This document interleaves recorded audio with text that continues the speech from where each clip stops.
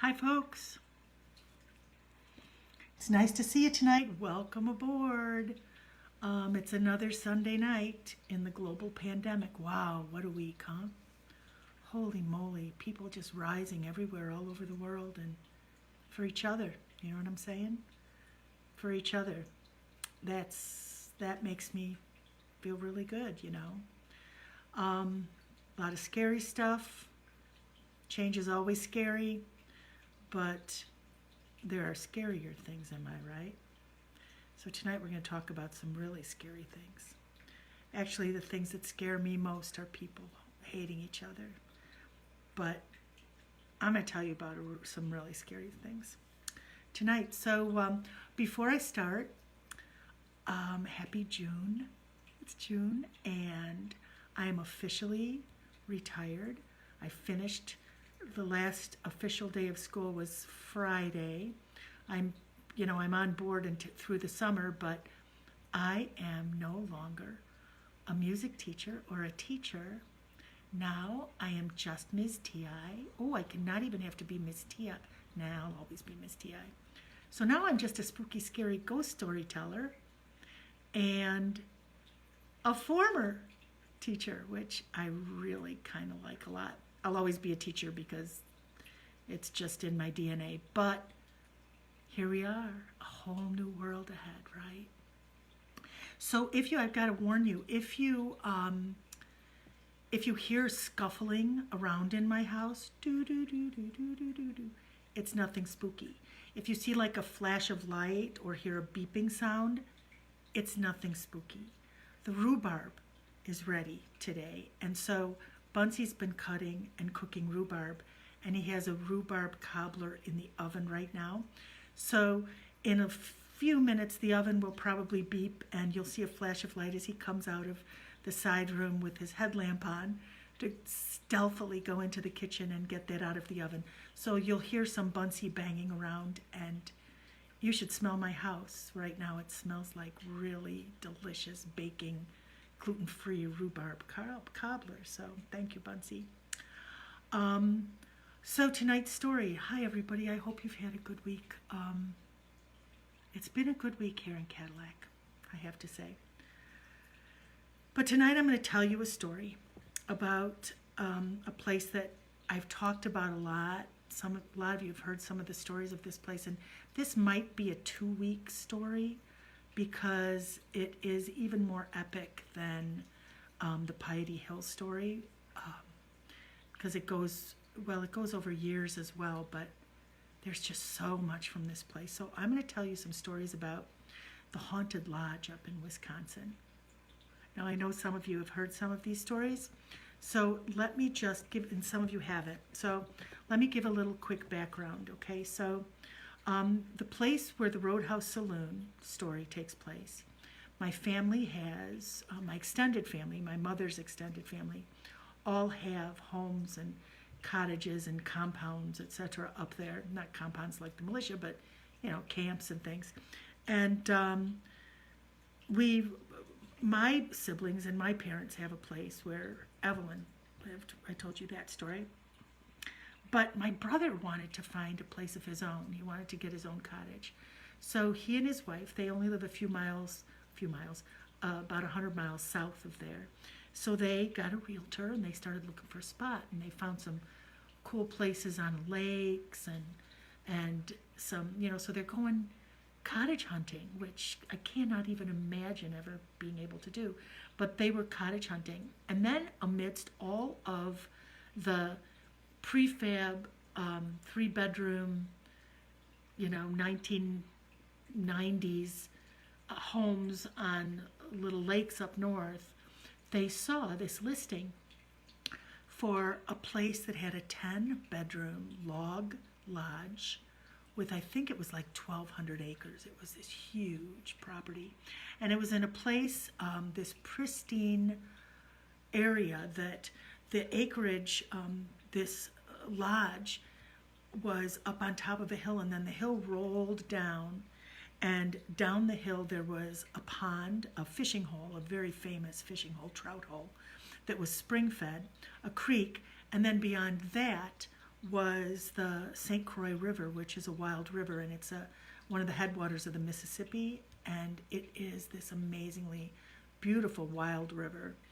And so this property includes all this, the fishing hole, the creek, and then the frontage along the river, and this gigantic 10-bedroom log lodge with several outbuildings, 2 barns, workshop, pump house, like boat houses. It was unbelievable. And all this was for sale for about the same price as like the prefab lakefront cottages. And so they thought, well, let's go take a look at this. So they made an appointment with the realtor. And now the place had not been inhabited for like 20, 25 years. The last family who had lived there had like done some remodeling on part of it in the 70s, and then they just stopped coming. So the place had been empty, I mean literally empty, for 20 years or more. So they expected it to be a fixer-upper, but fortunately my brother and his brothers and everybody else were ready to do any kind of fixing up that might need fixing up, as far as like maintenance kind of things. But so they made an appointment, and the two of them went there, and they got there early before their appointment with the realtor, and it's in the middle of nowhere. I mean, you could stand out in the middle of the front field and scream at the top of your lungs, and nobody would hear you. You could do anything out there, and nobody would know. It's so isolated. There's no like road frontage. You drive almost a mile back off the county trunk, and it's just really in the wilderness. It's just private and isolated and amazing is what they were thinking. So they went there and got there ahead of the realtor so that they could just kind of walk around without having a salesperson with them, you know. And when they got there, the first thing they noticed is that the upstairs windows were open. And knowing that it hadn't been inhabited, that was kind of, you know, like, why are the windows open? And then, of course, they told themselves, I bet the realtor came and opened the windows so it wouldn't be all musty and dank in there. So they just, you know, didn't think anything of that and went up the front steps to the front door to look in, and they noticed that the front door was unlocked. So they thought, we can go in. She must have just been here and is going to be here any minute. So they walk in, and when they walked in, they walked into this beautiful, great room with a vaulted ceiling with logs. I mean, the logs on this house were 18 to 24 inches in diameter. I can't show it on here, but they were enormous logs that this place was built with. And so here is this amazing great room with a fireplace with a stone chimney that goes all the way up to the vaulted ceiling. And it was stunning. It was like, oh my goodness. And they could not believe a place like this.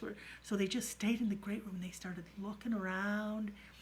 And they said that they could hear the sound of little girls laughing.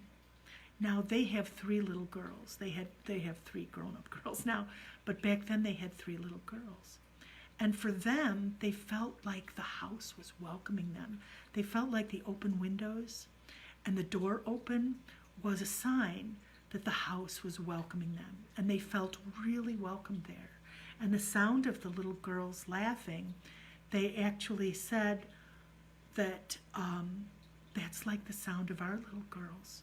We're going to make this there up north, here, in this place. And that's the sound that they'll make, the laughing.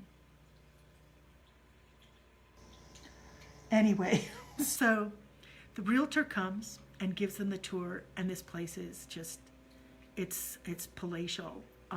It needed a lot of cleaning. There was a layer of flies on the floor from years and years of it being empty. And things were dirty, and there were things that needed fixing. This place had 2 screen porches off the back, one off the great room that was usable and workable. And then there was another one off of the newer side, the side that had been remodeled in the 70s, but that was all fallen apart, and they locked that off because it was like a death trap. The whole thing was going to fall down the hill. So they would either have to take that screen porch off or repair it or something. But they had this beautiful, huge screen porch, all these rooms, remodeled kitchen, well remodeled in the 70s, but a modern kitchen, multiple bedrooms on both sides of the house. The only one side of the house had central heat, but it was winterized, so you could be there in the winter. It wasn't like a cottage where you'd have a wood stove or a space heater. But now the old side, the log side, the side that they walked in, that they began referring to as the cold side, did not have central heating. So in the winter, you would go stay in the other part and just leave the log side for summertime. So the realtor came and gave them the whole tour. They toured the property, and it was remarkable. I mean, without the lodge, just the property was worth twice what the house was worth, what the whole thing was worth. It was such a steal. And so they made the arrangements, and they purchased the lodge up north.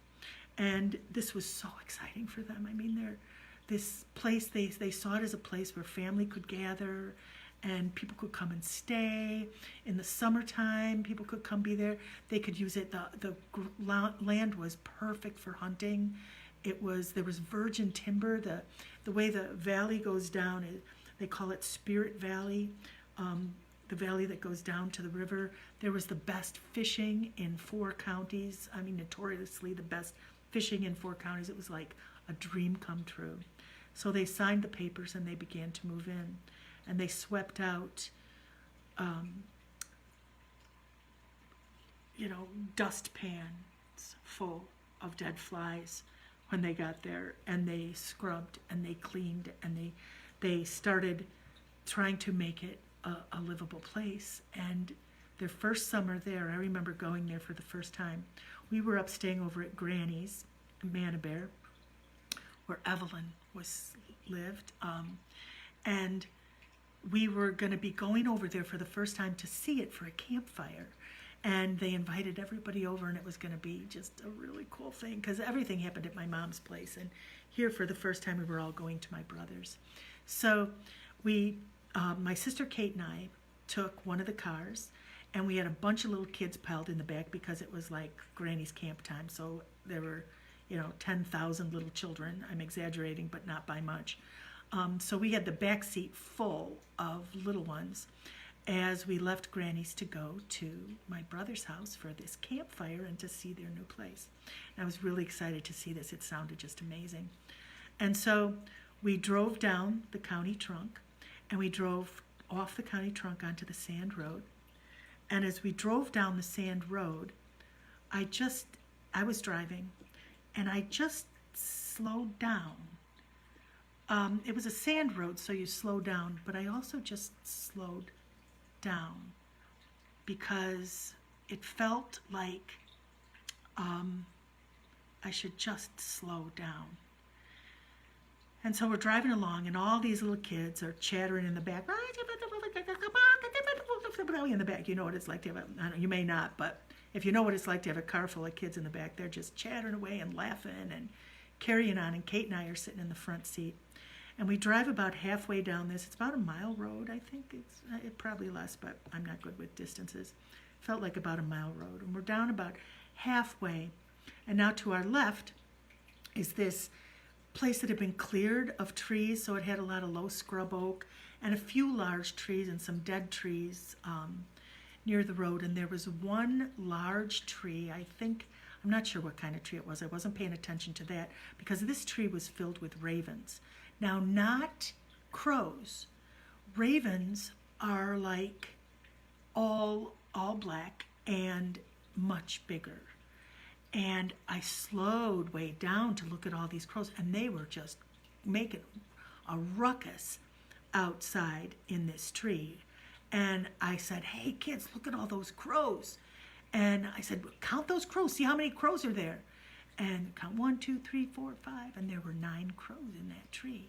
And I'm like, wow, you don't see this very much this time of year. I mean, in the fall you'll see them gather up, but in late June, early July, you don't see that so often. And as we came up to where the tree was, all of a sudden, with all these caws and carryings on, all 9 crows simultaneously flew from the tree and flew toward our car. So I'm driving and toward like the windshield, and I'm like, you know how when something is coming towards you, even though you know it's not going to hit you, but it's like a reflex that you just, startle back. And these crows swooped down towards the car and then flew off across to the other side of the road, which had a bunch of younger pine trees, some older ones, but probably 20-year-old pines or so all planted over there. And in the midst of them was a huge dead tree that the bark was completely blackened. And so there's this huge black tree, and all of the crows together go land in that tree. And Kate sitting next to me just says nonchalantly, "Whoa, something must be dead." And then we looked at each other. And we didn't say another word. And I just kept driving, nice and slow, down this sand road. And as I drove, I realized the children weren't making any sound anymore. And as we're driving, I got this overwhelming sensation to run. Now, not to turn around and drive away, to run. I just kept hearing, run, run. And I was like, and I'm driving, and we're getting closer and closer to the house, and I'm just getting this run, run. And I look over at Kate, and she's like, her fists are clenched. She's like white knuckling, looking straight ahead. And when I turned to look at her, she just looked at me, and her eyes were like, Kate feels all this stuff too, my sister Kate. And we were like, holy, what's going on here? So you pull to get there, you go straight down the road, and then there's a turn at the end. And you enter this, the first thing you see is this enormous building. I'll post some pictures after the story tonight. This enormous building.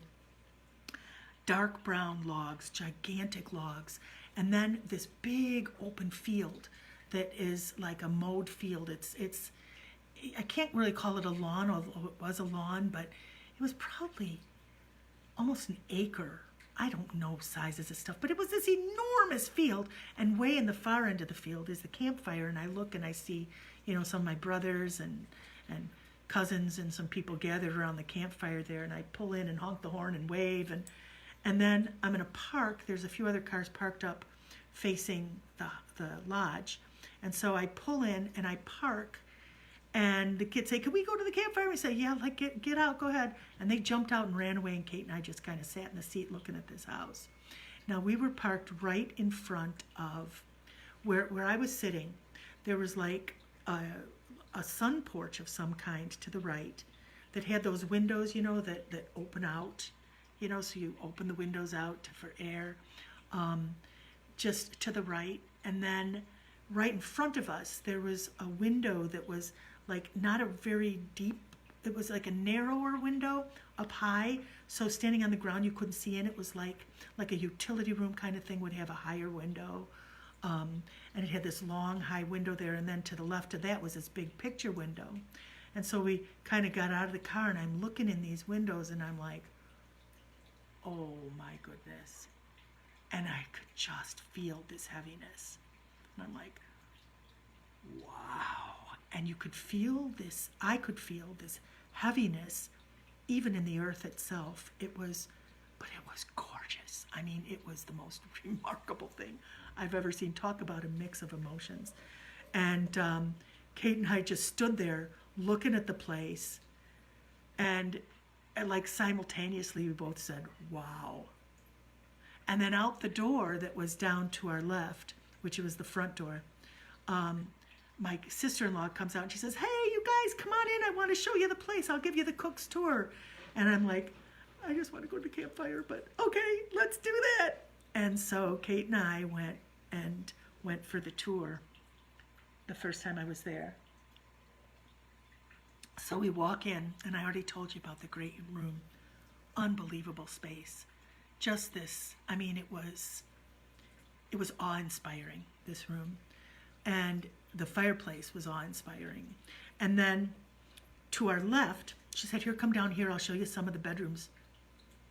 And there was this long, narrow hallway. And now remember, everything is dark. All the woodwork is dark. The ceiling was kind of light and knotty pine, but it seemed like all of the walls were this darker brown wood. And as we walked down this hall, there are a series of bedrooms that were just small, square rooms. They had windows that went out towards the backside, not towards the field side. The backside was the river side, which would have been the front side for me because the river was amazing, but towards the riverside, but there was a lot of, it was woods, so it was darker back there. So they opened up to what seemed like a darker place.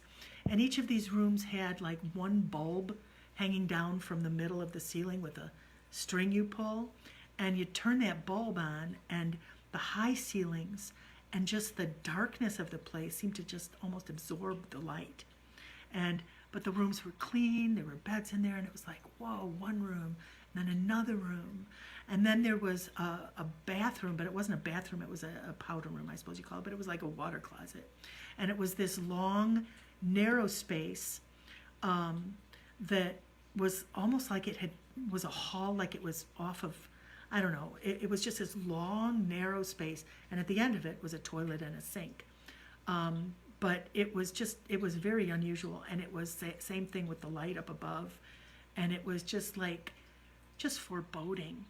Now, when we were walking down the hallway, the halls felt really claustrophobic, and not because of the darkness of the wood or the narrowness of the hall, but it felt like I kept trying to get past somebody. Like, have you ever been at a bar? I don't know, as like a young woman, we'd go out to the bars, and there was always this line of men that would lead to the women's bathroom, and you had to sort of like push past them with the possibility of groping. I hope you younger people never have experienced that, but I gotta say, back in the olden days when I was young, that was like a ritual you had to go through as a woman to go to the bathroom, and these guys would stand there and kind of check you out and leer at you and maybe grab you as you went by, and that's how I felt going down this hallway. And then we saw all the rooms, and there were several of them. And then my sister-in-law says, oh, you've got to see the bathroom, the bathing room. So I'm like, oh, a bathing room, cool. So that was on the other side, the lighter side that opened up to the field. And she said, wait till you see this tub. And she opens up the door, and there is this unbelievably beautiful antique cast iron claw-footed bathtub, but it's not connected to any water source. It's just sitting in this room, and there's a window up there, and it's kind of smells really funky in there. And the drain, it drains out of there just to the outside. And when we got closer, I looked in this tub, and there were multiple dead rodents in various stages of decay, from skeleton to still kind of slimy, in this tub. So I don't know if they had been crawling up through the drain hose and getting stuck in there, or if they'd come from someplace else and fallen in, but it was gnarly. And this thing was all like stained and just, I mean, dead. And my sister-in-law says, I know, we have a lot to do yet to clean up, but she said, I want to get this someplace where I can hook it up to a water source. And can you imagine if we can get water over here, and you could just sink down into this bathtub with this, looking out that window over the field and the forest. And I'm like, oh yeah, that'd be awesome. I just wanted to get out of that hallway. So we turned and we went out of that hallway. And the next stop was up a flight of stairs right next to the hallway to the bedrooms and the bathing room and the bathroom. And up there was this enormous room, just empty, enormous room. It had kids' toys and bikes and stuff in there.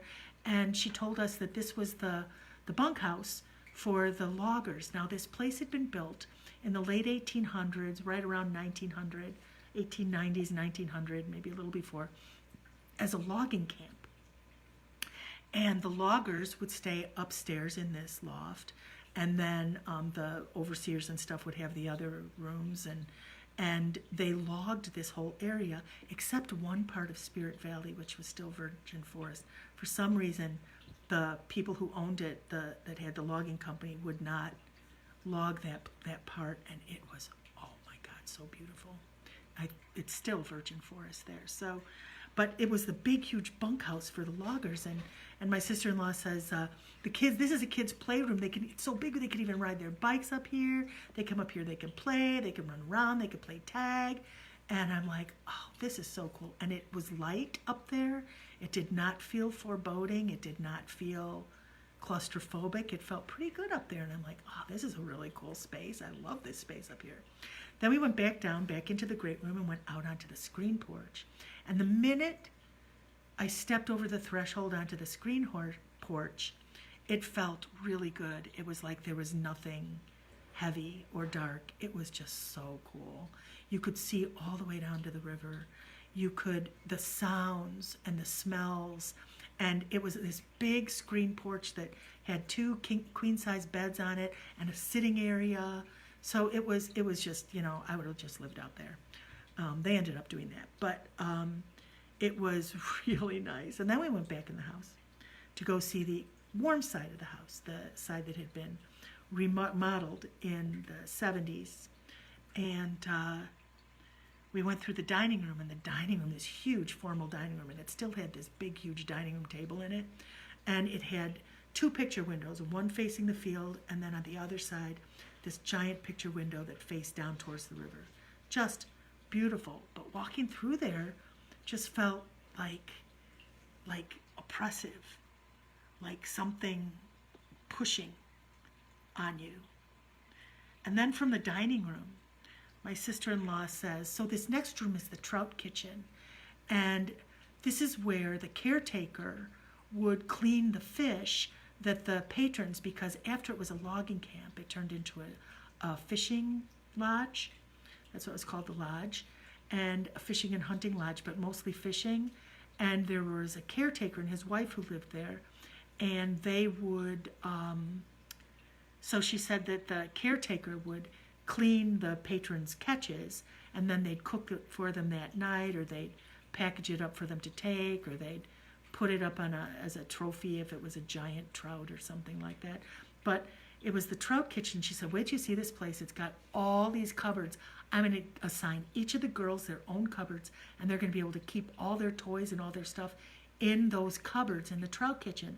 And I'm like, oh, cool. And as I'm walking towards it, I see it's just walls of cupboards to my left. And it's not as, it's not that big, but to my right as I'm coming in, I see this large utility sink with the side, the place clearly part of the sink, the big flat place where you could cut and fillet the fish. And you got the sink right there, and it's indoors. And I thought, well, this is pretty cool. And then I stepped into the trout kitchen, and my sister-in-law was well ahead of me, and my other sister, Kate, was right behind me. And I stepped into the trout kitchen, and I'm looking at the cupboards, and as I turned my head towards the door out of my right eye, corner vision, by the trout sink, I saw this flash of red. This splash, not a flash, a splash of red, where there was just red everywhere. And as I turned to look at it, what am I looking at? When I see things, when I see spirit things, I see them mostly in my peripheral vision, and I will turn to look at them, but before I have full vision is when I get the whole picture. Once I look full on, very often things are gone. I don't know if you've ever had that experience where the straight on vision isn't so clear, but you see things out of the corner of your eye. I hear this is a pretty common kind of thing. So I see this flash of red, and I turn to look, and I see at the edge of this sink these little white legs wearing Mary Jane shoes and stockings, little socks, little white socks, and Mary Jane's are the little buckle shoes, hanging over the side of this sink, and it's splashed red. It's like blood everywhere. And when I looked, of course, there's nothing there, and I could not breathe. I was like, and I just stepped out of that place. Now, it was not that big of a room, so it was like a 4-step to get from the dining room to the new part of the house. And I just took those last few steps and got through. And Kate was right behind me. And then we got to the new side and saw all that, and the new kitchen, and new for the 70s. And there was a kitchen with a counter that had stools up to it that you could cook on here, and people sit at the counter on the other side. There was a dining room. That sun porch that I'd seen was like a breakfast nook kind of area. So there was a table out there. There was a family room. It was kind of nice. And then there were these stairs that went upstairs to the bedrooms. And so as we went up to go up the stairs to the bedrooms, it's also another narrow staircase. And I just cannot get this vision out of my head of this little girl's shoes and this blood. And I'm still trying to, ooh and ah over the house. And we go up these narrow stairs, and I went last because I'm really slow on stairs, and it makes me nervous to have people behind me because it's a vanity thing. I'm dragging my ass upstairs, and so I let people go ahead so I can take my time and pull myself upstairs. Even now I do that. At this age, I guess we still have a little vanity. But so Kate and my sister-in-law went ahead, and I was coming up behind. And as I was going up the stairs, I felt this pressure behind me, like there was somebody right behind me trying to make me go faster and push me forward. And so I looked to see if somebody else was behind me, and of course nobody was behind me, but I had this distinct feeling that there was somebody right behind me following me up those stairs. And I was like, I tried to go faster and keep up with them. And then at the top of the stairs was a bathroom, and it had that gorgeous 70s vintage, I think it was either turquoise or pink, I can't remember exactly, it's been a while. The sink and the matching tub and the matching commode and all this stuff. But in that bathroom, as we walked by, we didn't go into the bathroom to look, but I looked into the bathroom, and I just pictured this little girl just behind the curtain, just behind the shower curtain, and I pictured her like this under the shower and the water running on her. And so I had to open the curtain, and I did, and I just opened the curtain. And, they turned to look at me, and I said, oh, I love these old 70s fixtures to cover my looking for that girl that I sensed behind those things. And then we went around to all the bedrooms, and there were a bunch of bedrooms up there. And all these windows that were up at the top, there were probably, 8 or 10 windows on the second floor. And each of these windows was a bedroom. So it just wound all around to these bedrooms, and then came back around front. And this side was painted white. It was not dark. It was like tongue and groove paneling kind of stuff, but it was painted. It was painted white. So it didn't feel dark and claustrophobic, but it just felt, oppressive. And then in the upstairs corner room, when we went in there, I went and looked out the window, and you could see from that window, you could see down the road heading out. And as I walked towards the window and looked out, once again, I had that loud inner voice say to me, run, run. And I'm looking out to the road, and that's all I wanted to do was like, how do I get out of here so I can run down that road? And then my sister-in-law says, well, that's it. That's the whole thing. What do you think? Pretty amazing, right? And I'm like, I came out of this wanting to run, and I said, pretty amazing. This is really amazing, Beth. This is just an awesome place. I love it. And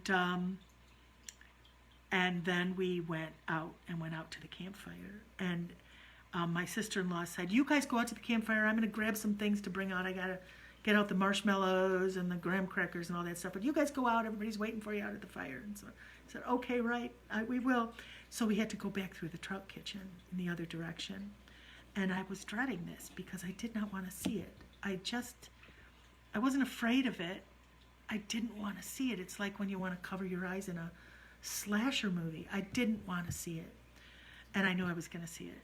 And so I we got to up to where the trout kitchen was, and my sister-in-law was staying in her kitchen, and I was like slowing down to see if Kate would go first, and she says, "Go ahead, you go." And I'm like, "Crap." So I quickly walked through, and this time as I went through, I didn't see the feet, but at the other side, I saw this little head back with this long dark hair hanging down and all the blood. And I was just sick to my stomach and got out of that house and thought, what in holy hell happened in this place? What happened here? And I knew it was not something good. Now, my sister-in-law had already told us while we were on the tour about hearing the little girls laughing, and that was a huge red flag to me. And then seeing this trout sink was like, something evil this way comes. Something bad was happening in that place. So we're out at the campfire, and it was great, and then we all went home. But before we got to the campfire, as we walked out the door, and we're going to now walk back to the campfire, it's just Kate and me, and Kate looks at me and she goes, "Oh my God, did you see the sink?" And I was like, okay, so I didn't just imagine it. And I said, "I did." She said, "Did you see the Mary Janes?"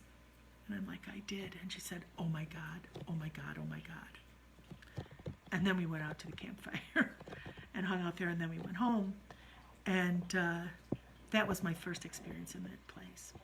Now, there's lots of stories from there. Some are mine, but most are ones that are not my own personal experience there. I'll tell you another personal experience there, and then I'll tell you some of the things that happened with my siblings and sisters-in-law and other people too. But one night, I don't know if it was that year or the next year, we would go during Granny's camp. My sister-in-law stayed with her kids at the lodge because it was like full at my mom's house. I mean, the kids slept side by side on pads and sleeping bags on the living room floor, and I think we had like 17 children sleeping on the floor. So my sister-in-law decided she would stay at her house with her kids and just come over and day camp it.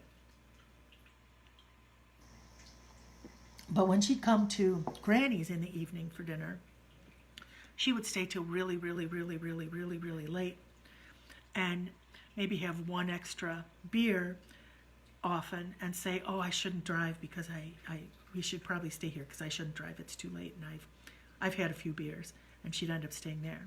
But times that we'd go there, she'd try to keep us there longer. So this one night, we would sit out on the screen porch, and it was absolutely fine on the screen porch. However, the two dogs who lived there, she would talk about how the dogs loved to be outside and how free they were, running free there, because when they came inside, they would just beeline it right for the screen porch so that they could be back like they were outside, and never wanted to stay inside the house. And they would sit at the door of the screen porch looking into the house, these two Springer Spaniels, and they would like watch things go by and whine. And in tandem, they're two heads moving in tandem. And the explanation for that was that they were probably seeing rodents, and they were freaking them out, seeing mice or something run by. Maybe.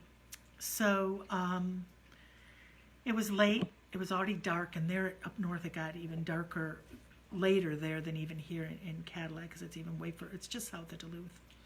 And so it's probably 11 o'clock at night, and to put the kids, we had our kids there with us, and she suggested that we put them in the rooms on the cold side where we were, down those single bulb rooms, so that they could go to sleep there, and then we could just grab them and put them in the car when we were going to leave if we decided to go home that night, or we could stay there and stay in the rooms there. And then my sister Colleen pipes up and she says, let's just put them on the big beds out here. They're used to sleeping all piled on with each other, and it'll just be easier to grab them. And I'm like, dude, I'm not staying in this house. Plus, I had an excuse. They had a cat, and I'm really allergic to cats, so it made it possible for me to always just go to the screen porch and never have to succumb to an invitation to spend the night, because I wasn't going to. So they had, right by the door to the screen porch, this giant blackboard. and it was a slate, a real slate blackboard, and it was probably 5 feet wide and 4 feet tall with an oak border, like a schoolhouse blackboard. And they had found it in the basement, which, by the way, my brother who owned the place swears the place didn't have a basement, and everybody else who was there was like, yeah, it had a basement, you know.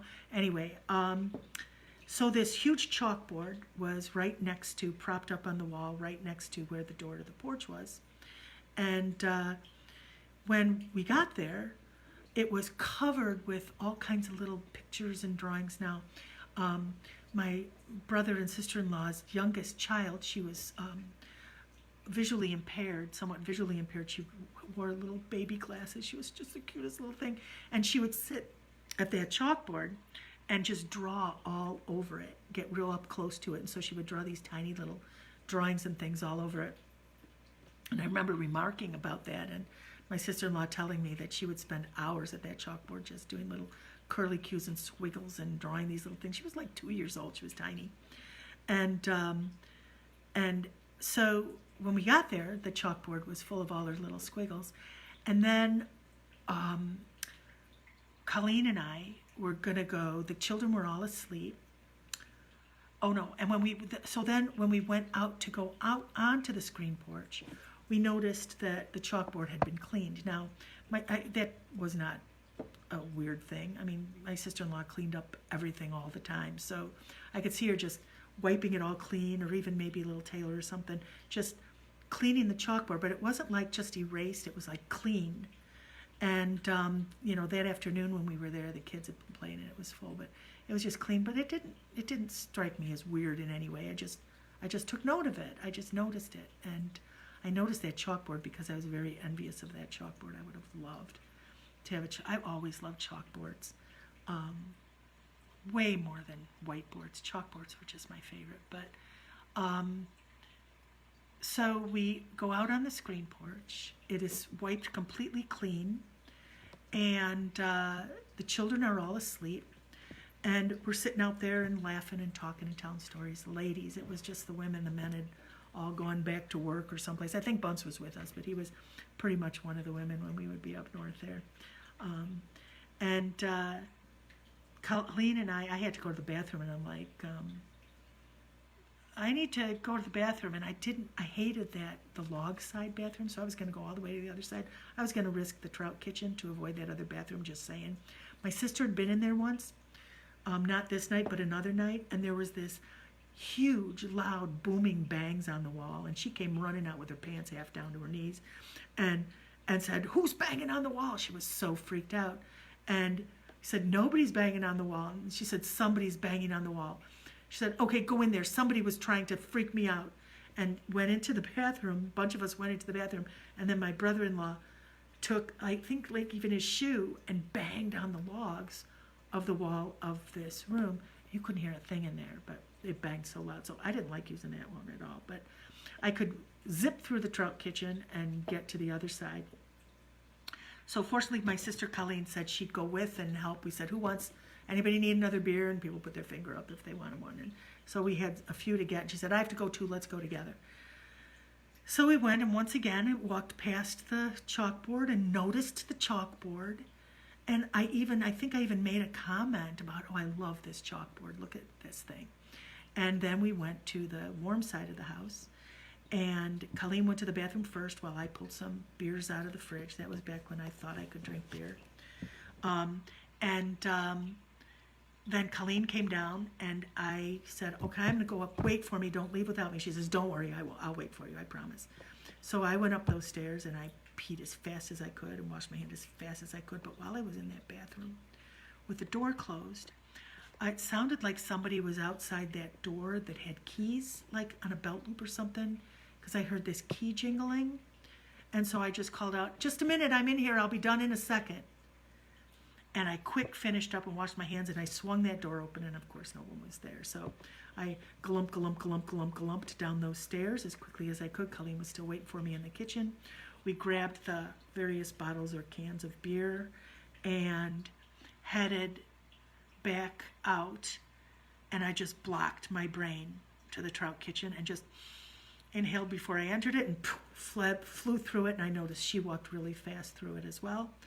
And we hightailed it through the dining room into the great room, and the two of us stopped dead before entering the porch because that chalkboard was completely filled with all kinds of little drawings and little scribbles and little words written in there. You know, it was like writing, like weird writing and stuff. And it wasn't just like a 2-year-old scribbles.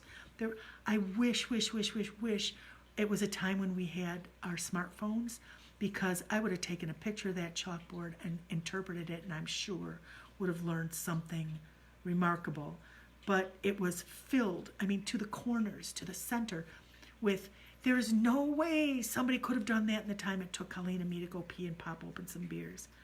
And so I went and walked on the porch, and the two of us just kind of looked at each other like, what? And as we went on the porch, said, who drew all over the chalkboard? And my sister-in-law said, oh, Taylor does that all the time. I said, no, it was clean before we left. And they're like, no, it was her. She does that all the time. She probably did it before she went to bed. And we're like, no. But I wasn't going to argue, because living in denial sometime is way better than living in fear. So we just left it at that. And I didn't have any way to take a picture of it. But I remember vividly what it looked like. It was kind of scary. So when my mother was there, when my mother first came, she walked into the place and she said, oh, I've been here before. And then she looked up. She says, I remember that ceiling. She said, when I was a little girl, my dad used to take me with him to come here and go fishing. He said Roy and Mary were the caretakers here. And when the owners weren't here, they would let my dad, my Gramps, come fishing here down in Judge's Hole. And it was the best fishing ever. And he would take me with him so I could play. And I just remember being here. And she just looked up. And we just watched her and thought, oh my goodness, why would a little child remember a ceiling? So,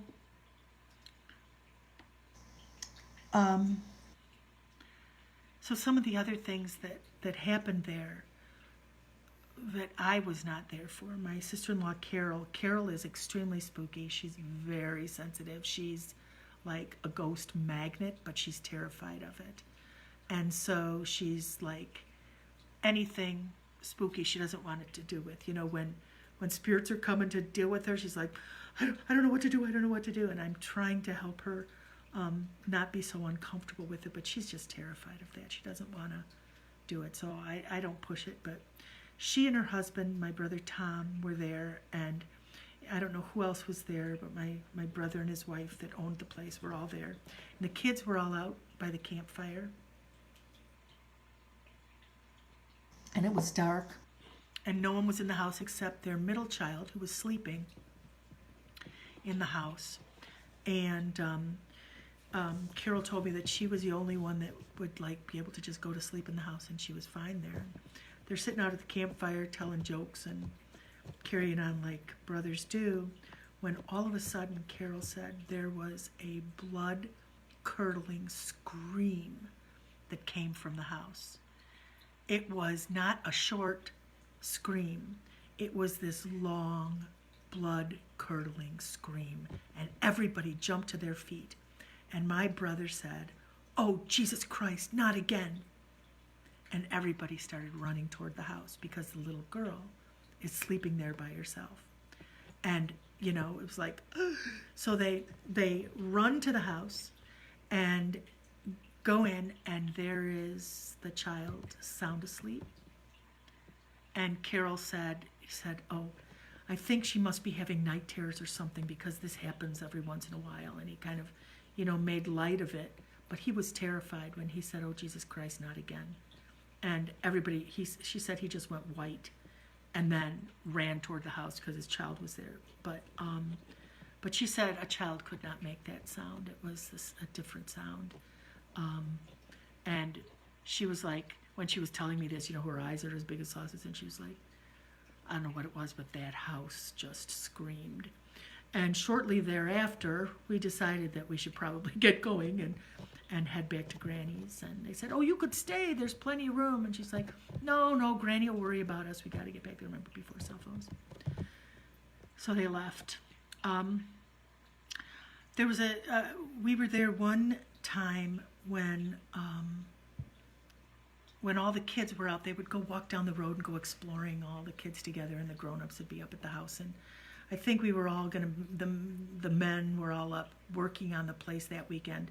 So it was not just the women and the kids this time. And we were cooking a spaghetti dinner, and as we're working on that, the kids who had been out walking down the road to look for blueberries, down the road a little ways, that open clearing area, there were a lot of blueberry bushes, and so they went out to see if they could find blueberries to pick. And the children came running in, sweaty. It was a hot day, maybe mid-80s, maybe hotter. Came running in, freaking out. Dad, there's poachers. We saw a poacher. And everybody stops and is like, because here's children out walking, and if somebody's out there shooting something, that is just not safe. So they're like, wait, what, where? And they described where he was, and they said, well, what did he look like? And because they're going to go find this guy. And the children said, well, he was wearing this long red coat, this long sleeve red coat, and red pants, and a red hat. And he had all these animals hanging from the tree. And the oldest little girl says, and there were foxes and other kinds of animals, all different kind of animals, just hanging from the tree. It was like gutting all these animals. And so my two brothers were like, okay, we're going to go check this out. You guys get in the back of the Jeep and show us where this is. So they hightail it down the road. Now, it was not that far down the road, but far enough that it probably took the kids 15 minutes to get to the house. So they drive back in less, of course, than 15 minutes, and they get to the place where the kids say they saw this poacher, and there's nobody there. And they're pointing, and they said, he was right over there. He was right, you see that big tree right there? That's where all the animals were hanging. So my brothers take the Jeep off of the dirt road and go through the clearing to go over to the site where they saw these animals hanging. Now, even if a poacher had seen the children and packed everything up and left quickly, there would be signs if someone was gutting animals, you know what I'm saying? I mean, there would be signs on the ground, and they got to the tree, and there was no sign of anything at all. And the kids were really upset. They said, we didn't make it up. We all saw it. We saw it. It was right here. But the lowest branch on the tree where it appeared the animals were hanging was way too high for somebody to just string up animals to gut. It was, 12 feet or more up off the ground. And but the children swore that's what they saw. And they said, well, maybe it just got away. But as they were leaving, later my brother said there was nothing there. There was no sign of anybody there. I don't know what they saw, but there was not a poacher there. So when they all came back to the house, my mother was there, and she's like, well, did you catch the guy and chase him off? And my brother said there was nobody there. And the kids were like, there was, we saw him. And my mother very matter-of-factly said, well, for a century, people have hunted on this land. And you probably just saw somebody who used to hunt here. And when he saw you there, he just left, like ghosts will just leave when they get seen. And we're like, okay, it was just a ghost of a hunter. And everybody just was like, yeah, that makes sense. My family. So that was one. Another time, what is it? It's almost 11 o'clock. This is going to be a 2-week story because I have to get to some really major events that have happened there, but that's going to have to be next week. So another place that the kids explored is they found a dump. Now, these places would have, there wasn't like a town dump or landfill to take things to. So each place would just dig a hole, and that was their own trash dump. And then they'd cover it with dirt, or they'd burn it periodically, or whatever.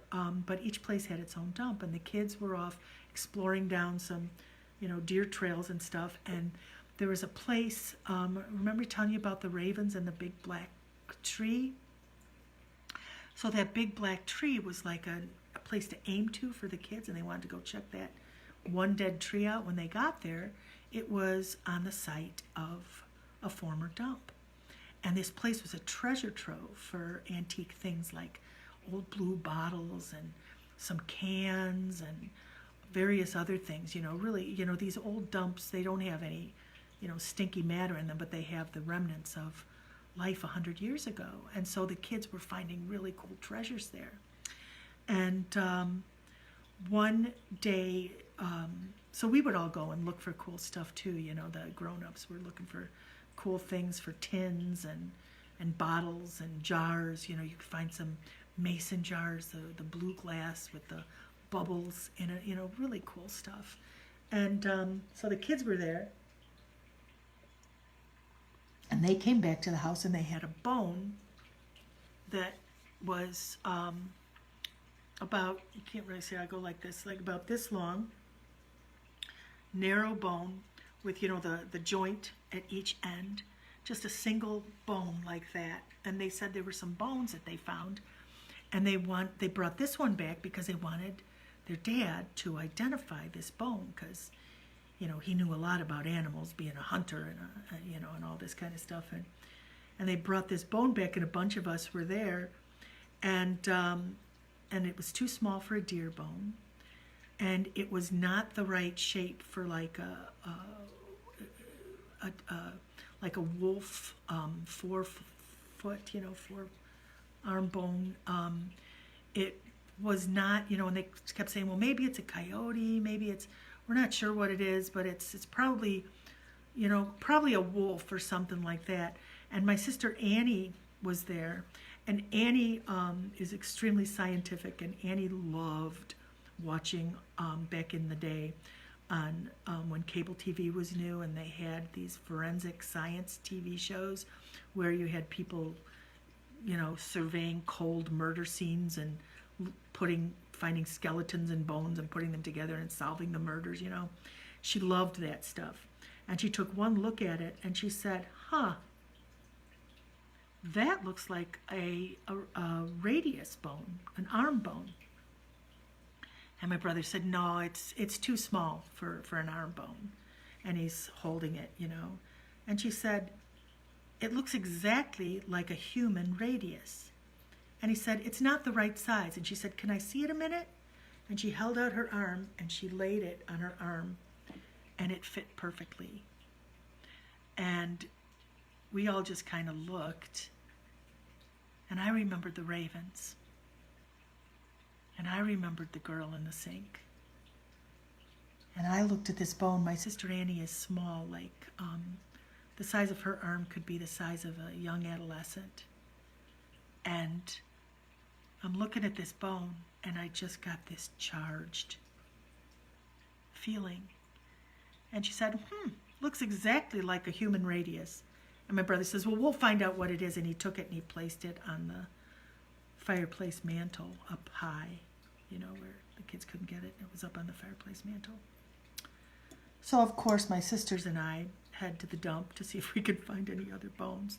Hopefully a jawbone or a skull or something to confirm this. And the digging in the dump continued until it was kind of spongy, And then one day we dug down just a little ways, and this torrent of ants just poured out of the ground, of red ants just came pouring out of the ground, like boiling out of the ground. And we all like jumped back because we were going to it was, if we would have stood there, they would have just climbed up. It was a terrifying display of ants. And we just jumped back, and I didn't go back to the dump. And that sort of put a kibosh on the excavation looking for body parts. But that bone remained on the mantelpiece for many years. There's a lot more to this. I'm going to end it tonight telling you that as my brother lived there, bad things just started happening. bad things started happening for them, including my sister-in-law getting gravely, gravely ill.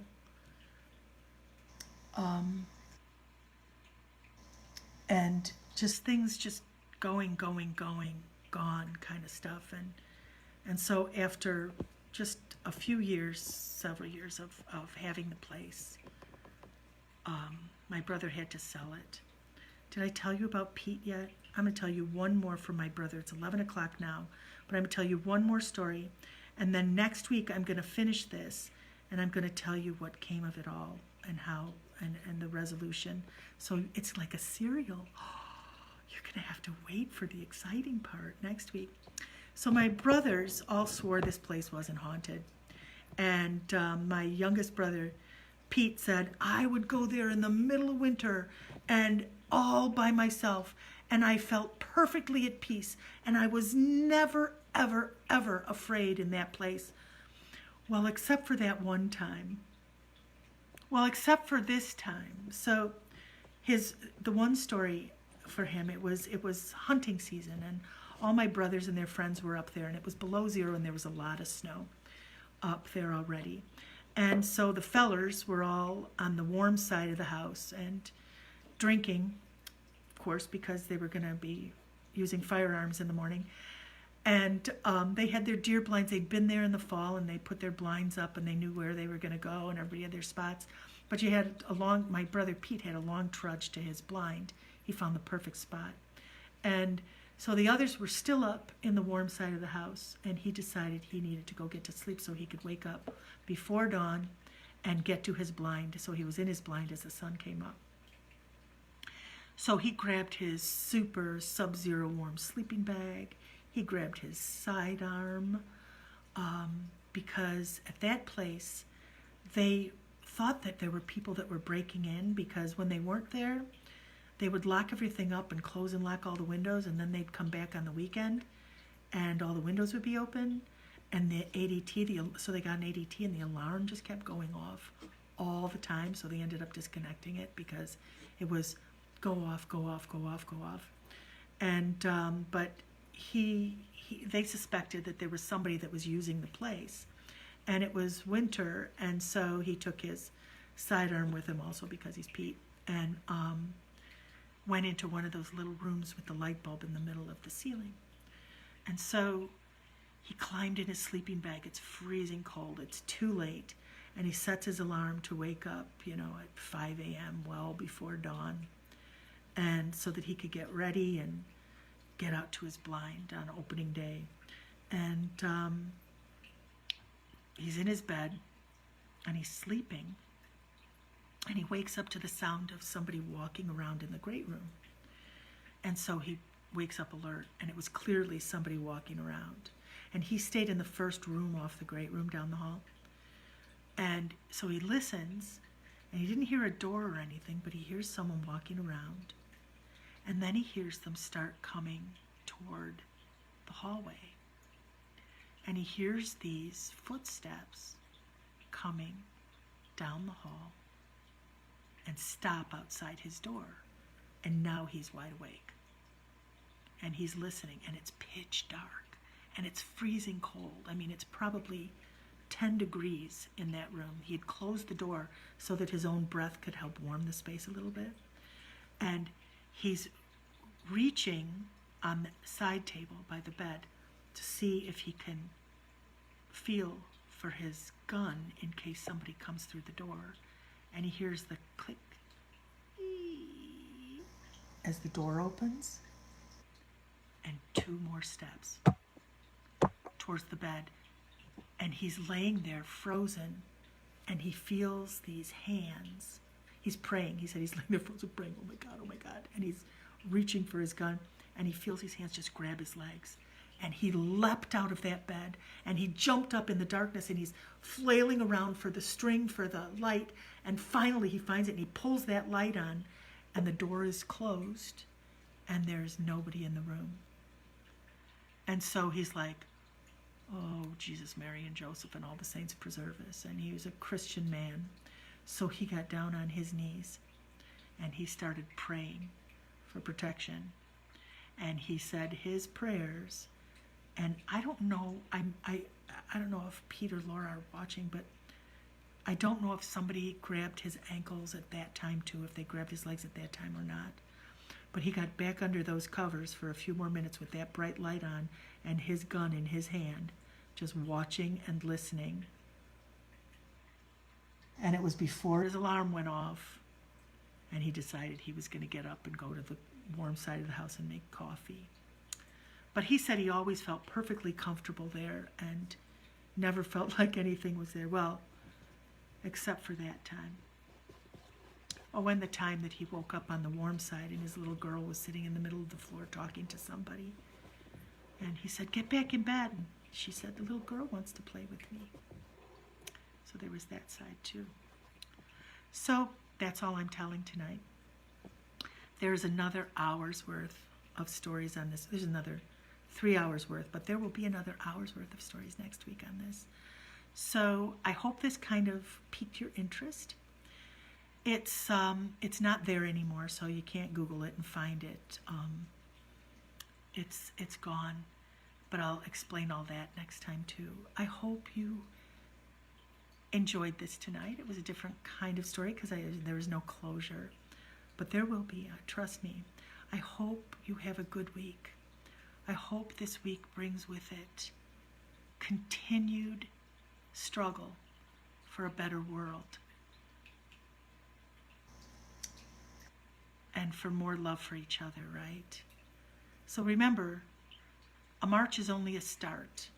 After the march, that's when you organize, and that's when the real change happens. So all those of you who are allies, all those of you who care about everybody and care about human rights, be an ally. Speak up.